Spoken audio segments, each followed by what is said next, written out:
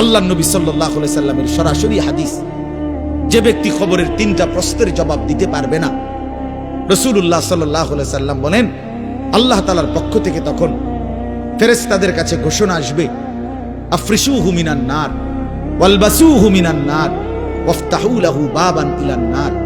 আমার এই নাফরমান বান্দার কবরে জাহান্নামের বিছানা বিছিয়ে দাও, জাহান্নামের পোশাক পরিয়ে দাও, আর জাহান্নাম বরাবর তার জন্য কবর থেকে দরজা খুলে দাও।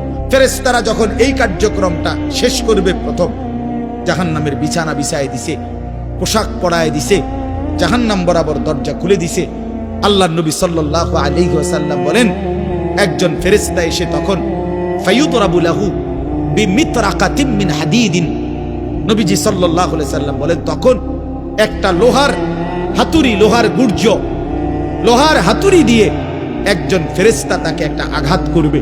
কি আঘাত, কোথায় আঘাত করবে? সরাসরি হাদিসের শব্দ, বরবাতান বাইনা উজনাইহি, তার 2 কান বরাবর একটা আঘাত করবে। রাসূলুল্লাহ সাল্লাল্লাহু আলাইহি সাল্লাম বলেন ফায়াসিহু সাইহাতান, ওই নাফরমান তখন এত জোরে চিৎকার করবে, ইয়াসমাউহা মান ইয়ালিহি ইল্লা সাকালাইন, মানুষ এবং জিন